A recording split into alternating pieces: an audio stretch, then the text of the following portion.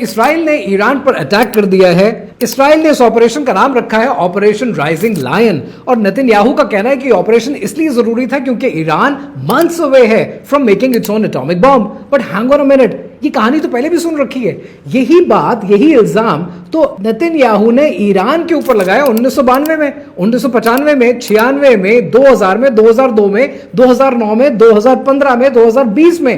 Mossad should have come up with a better narrative. اب اگر ماضی میں تھوڑا سا جائیں تو اپریل 2025 میں امریکہ اور ایران ٹیبل پر بیٹھے ڈیل کر رہے ہیں, لیکن ہر بار ڈیل کینسل کیوں ہو رہی ہے؟ کیونکہ یورینیم انریچمنٹ کا لیول کیا ہوگا یہ فیصلہ نہیں ہو پا رہا. Trump wanted a deal, Trump کو نوبیل پرائز چاہیے, لیکن ٹرمپ کو بھی گھٹنے ٹیکنے پڑے نتن یاہو کے آگے, کیونکہ نتن یاہو نے امریکہ سے پوچھا نہیں اٹیک کرنے سے پہلے, امریکہ کو بتا دیا, جس سے آپ کو ہی پتا چلتا ہے کہ ایون امریکن پریزیڈنٹ بھی کس قدر زائنسٹ لابی کا پارٹ بن چکا ہے اور کس قدر مجبور ہے. اب یہاں پر بنتے ہیں دو سوال. پہلا یہ کہ اسرائیل نے ایران کے اوپر اٹیک کیا کیوں, اور دوسرا آپ کو کیا کرنا چاہیے. تو پہلے سوال پر فوکس کرتے ہیں کہ اسرائیل ایران کے اتنا خلاف کیوں ہے.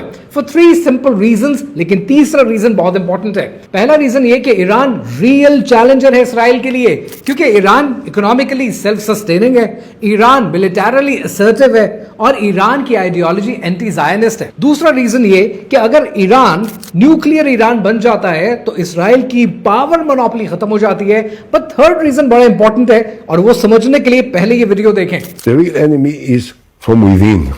The messianic, crazy, extreme groups of Israelis. اس ویڈیو میں آپ نے یہ دیکھا کہ فارمر پرائم منسٹر اسرائیل کا ایہود اولمرٹ کیا کہتا ہے. وہ کہتا ہے کہ اسرائیل کا اگر کوئی صحیح دشمن ہے تو وہ the messianic, crazy, extreme group of Israelis ہے. یعنی بیسیکلی اسرائیل اس وقت جنگ عظیم چاہتا ہے, پوری دنیا کو جنگ میں لپیٹنا چاہتا ہے تاکہ تھرڈ ٹیمپل بن سکے, تاکہ گریٹر اسرائیل بن سکے, تاکہ جو مسیح الدجال ہے اس کو جلدی لایا جا سکے. لیکن سوال یہ ہے, اتنا کچھ دنیا میں ہو رہا ہے, ایسے میں آپ نے کیا کرنا ہے؟ آپ نے کرنے ہیں 3 کام.